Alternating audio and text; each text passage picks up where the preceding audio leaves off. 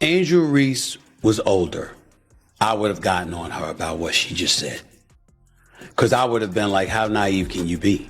WNBA is absolutely losing its mind over the latest comedy show starring none other than Angel Reese, who just declared she's going to take down Caitlin Clark as if Clark, a living legend, is going to be dethroned by someone who's been busy crying over sideline drama and faking injuries. Oh, and let's not forget her whiny rants about less than ideal salaries. Now Angel's just been round officially delusional. Angel Reese is a wonderful player, but she does not compare to what and who Caitlin Clark is when she's on the basketball floor. Plain and simple. It's honestly laughable. How does she think she has what it takes to surpass Clark, the player who's out there making history every season? The only thing Reese has perfected so far is making a mockery of herself. But hey, maybe she's collecting awards for being pathetic. Sure looks that way before Reese opens her mouth about taking over the WNBA. She might want to check her reputation first. Changing coaches won't make her the highlight. She needs an attitude adjustment first. And look, Angel Reese, there's nothing that she does where you go, did you see her?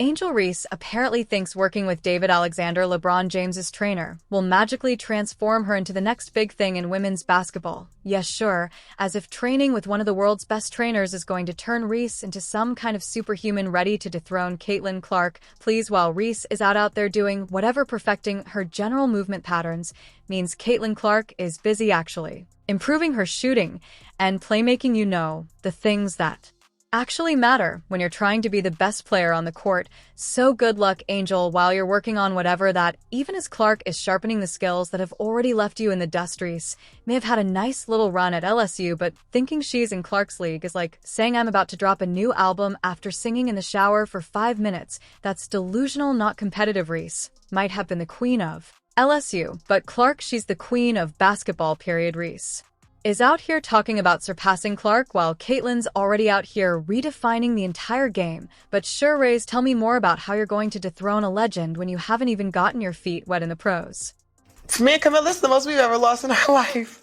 I only lost 7 games in my last 2 years at LSU. So, it's been hard for me. But adjusting and just kind of have that mindset of, just moving on has been something I try to give myself a little bit of grace. Now, let's rewind to the 2023 NCAA championship. You remember it, right? Reese desperately trying to steal Clark's shine with that childish taunt, flipping the "you can't see me" gesture right back in Clark's face. Oh, that was a moment, all right, but for all the wrong reasons. While Reese was busy playing WWE with her hand gesture, Clark was out there still the best player on the court, effortlessly outscoring everyone, including Reese's big move, a lame attempt to make herself relevant by trying to steal the spotlight for a moment that lasted, 5 seconds, while Clark was too busy making history. Reese was just playing for attention. Can't make this stuff up. There is no one like Caitlin Clark in the history of the WNBA. And speaking of stats, how about Reese's debut in the WNBA?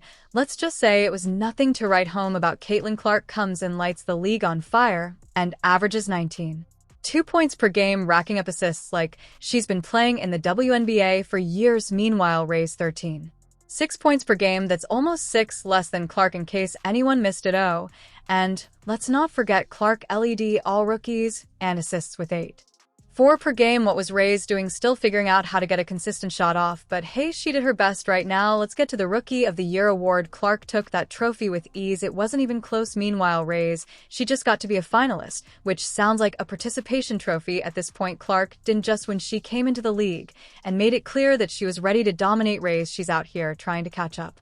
But they still ask you about Rookie of the Year. Yeah. What is your stance on that? So my whole thing was when I got drafted, number 7. So I'm like, cool. The pressure is not even on me because I'm drafted 7. So the pressure shouldn't be up there. So I'm like, all right, cool. I could just hoop.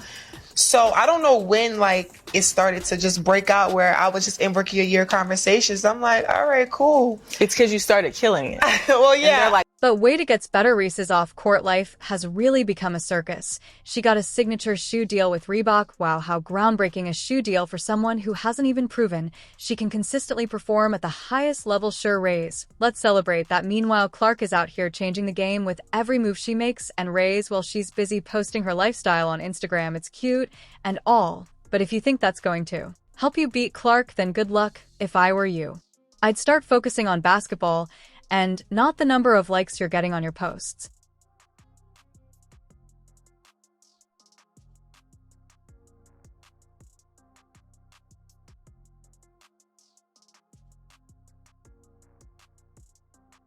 But hey, let's talk money, because Reese loves talking about that she's out here highlighting her WNBA salary of $439 and talking about how expensive life is. Reese, honey, you're not exactly living in a mansion in Beverly Hills, and maybe it's time to start budgeting better. Meanwhile, Clark is handling her business, focused on the game, and clearly not worrying about how much a latte costs at Starbucks.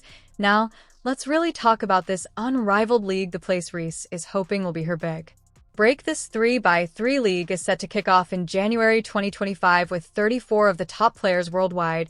And yeah, it's a big deal. You've got all these elite athletes coming together. And Reese, she's walking into a lion's den. Look, I get it. She's going to earn $250,000 for the 8-week season, which is a huge step up from her measly $81,000 yearly WNBA salary. And sure, that's nice, but here's the problem. She's going up against players who are on a completely different level. It's not just about the money or the headlines, it's about actual performance. And right now, Reese's performance doesn't scream, "I'm ready for this competition." It screams, "I need a lot of work." And here's where things get even juicier. Reese is walking into a league with some of the most talented players on the planet.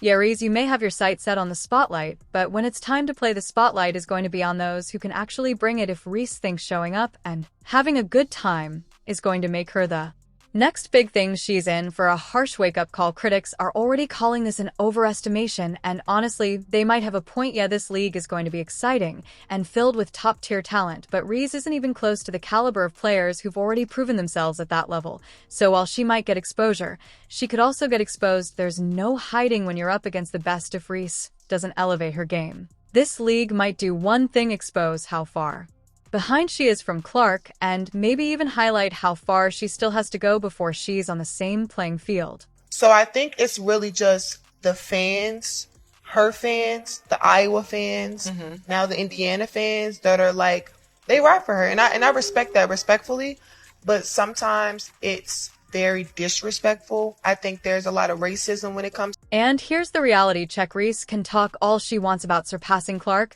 but at the end of the day, those are just words. Talk is cheap, and it's definitely not going to get anywhere. When it comes to professional basketball, you want to challenge the best, you better have the talent to back it up. Right now, Reese's mouth is doing more work than her game. She's got all these bold claims, but the problem is she doesn't have the skills to turn them into reality. Clark has already proven she's the real deal, and Reese is still stuck in the "I'll get there someday" phase. And let's not ignore the fact that while Reese is training with one of the best in the business, Clark is still out there. They're grinding away, putting in the work that counts. You can't buy your way into being the best. You can't just train with a top trainer and expect to suddenly be able to take down a legend. It takes years of dedication, consistent effort, and most importantly, talent. While Reese is busy getting coached up on her general movement patterns, Clark is making history every time she steps on the court. So when Reese says she's going to dethrone Clark, well, let's just say the only thing she's going to be dethroning as herself from reality, this unrivaled league. Yeah, it's a great opportunity for Reese to get some exposure,